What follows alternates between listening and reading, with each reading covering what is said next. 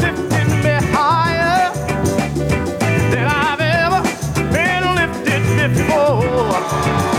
So keep it up, quench my desire, and I'll be at your side forevermore. You know your love. Wow.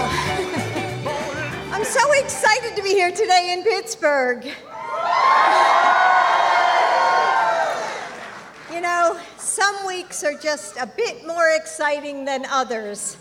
And this has been an incredible week for Joe and me.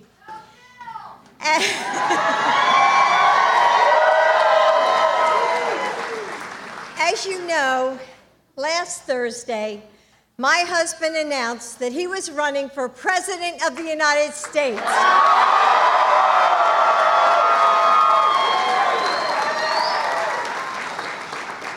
And what did I do to celebrate? The same thing that all of you probably did. I went to work. Because, hey, those research papers weren't going to get collected by themselves. So teaching, thank you. Teaching is more than just a job for me. It's a calling. And can I ask, how many teachers are in the audience today? Oh, wow. Thank you. I can see by your shirts now that I see you. I know a lot of you teachers feel the same way. Our students give us so much. They keep us grounded and inspire us. Most of my students at Northern Virginia Community College are the first ones in their family to pursue an education.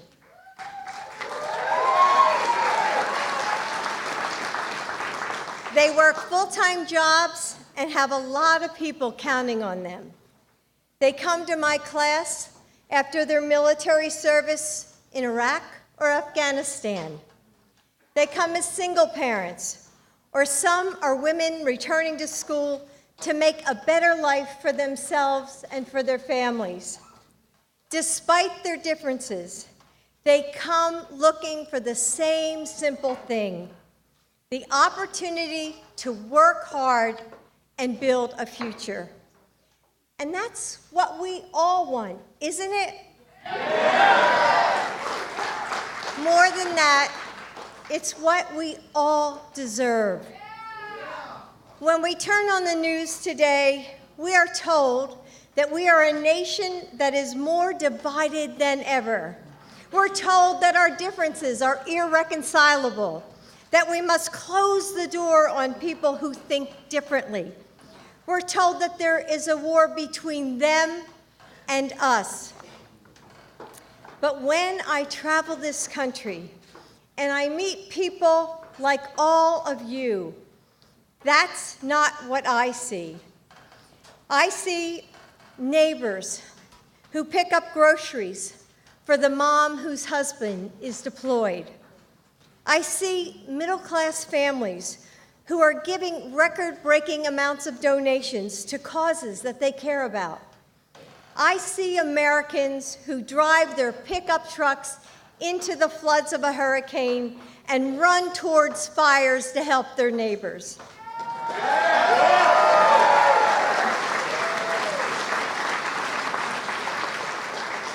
I see people speaking out against bullying, bigotry, and racism.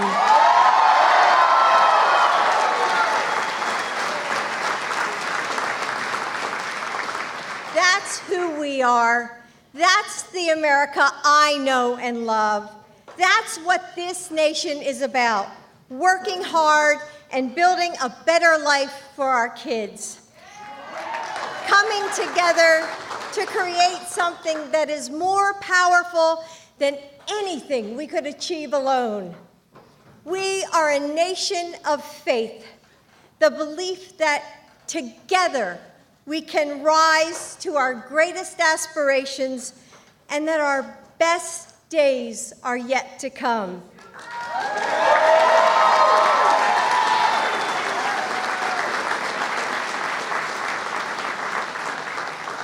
That faith has shaped my husband's life. It has led him through tragedy and triumph, through his time in the Senate, and through 8 incredible, hopeful years as your vice president.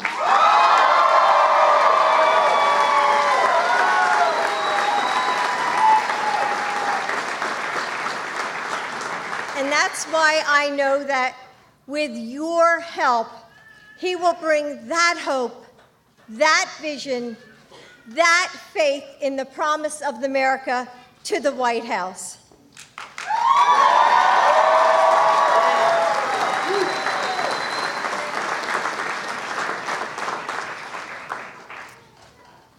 Ronice Sermons and I love teaching.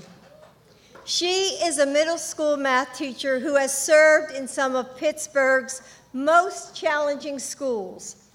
She is a proud member of the Pittsburgh Federation of Teachers.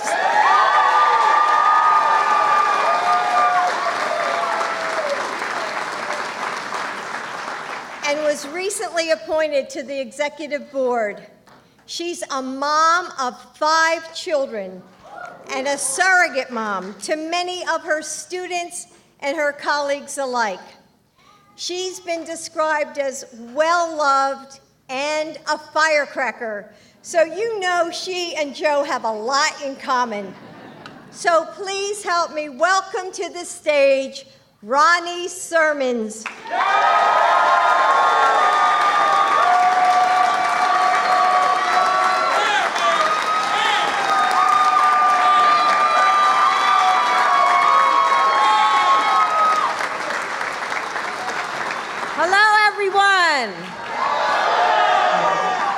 I would like to thank Dr. Biden for that wonderful introduction and for giving me the opportunity to introduce our special guest. First, I would like to share a little of myself with you all. I was born and raised in Pittsburgh to a young couple with the American dream to provide a better life for their child than they had. My mother was a nurse's assistant for over 25 years, and my father is a recently retired union painter over 49 years.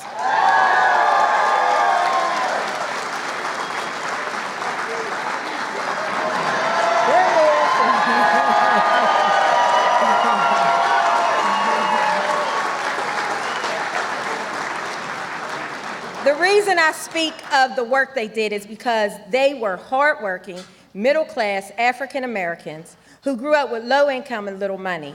They both showed and instilled in me that hard work pays off and that knowledge is power.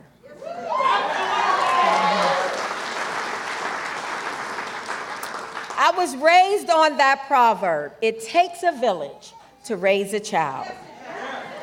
To respect my elders, to be honorable, work hard, and take pride in every job I had, become a productive citizen in the world, and to always honor God.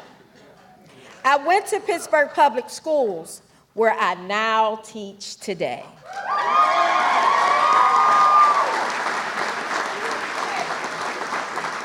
I am a proud wife and mother of 5 children who all were and are currently educated in Pittsburgh Public Schools.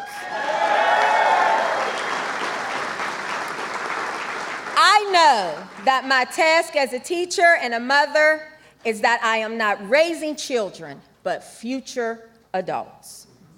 Today, I am honored to stand before you as someone who was often told what I couldn't be. I was looked down, counted out, and even thrown away by many. But my family and the teachers who pushed me when I wanted to quit is why I am standing here today.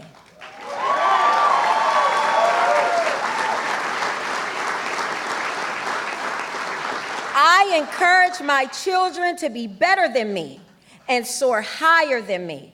I want them to know that in life, it's not how you start, but how you finish. We need a president who will bring back the words of the Pledge of Allegiance and to the republic for which it stands, one nation, under God, indivisible, with liberty and justice for all.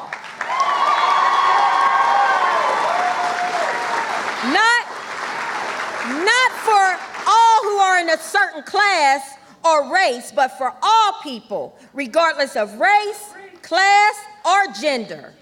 We must have a leader that has a vision, experience, and integrity. We must have a leader that is honorable and will speak to what is right and wrong and stand firm on the truth.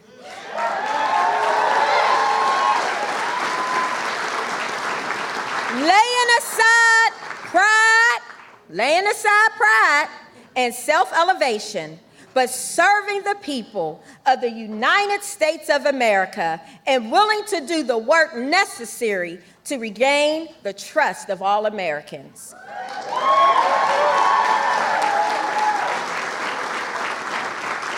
We must come together and build each other up and not tear each other down. No longer creating division with hatred and fear. I believe that Joe Biden is that person.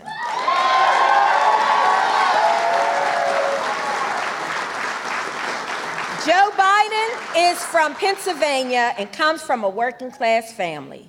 He was the vice president of the first African American president.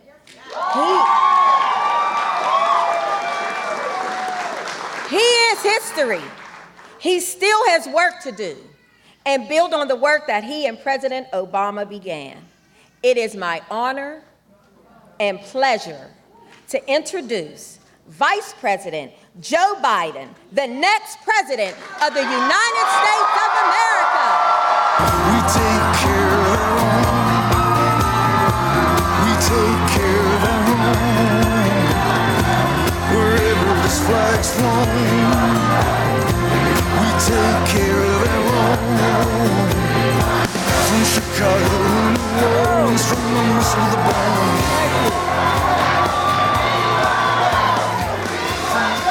Hello, folks. My name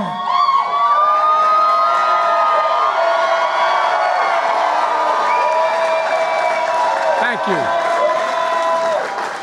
My name is Joe Biden, and I am Jill Biden's husband. That's how I'm known back home. That's how I'm known most places. Thank you, Renice. And before I begin, what I want to do is I want to take a moment, quite frankly, to reflect on something that happened here in the state not long ago, a matter of fact, very recently. The reflects on the anti-Semitic attack that took place this weekend in Poway Synagogue in California. 1 dead, 3 injured. But folks, we saw hate in Charlottesville. We saw it again in Pittsburgh at the Tree of Life Synagogue, the attack of the deadliest in American history on a Jewish community. And we're reminded again that we are in a battle. We are in a battle for America's soul. I really believe that. And we have to restore it. So, folks, I want to thank Rich Fitzgerald.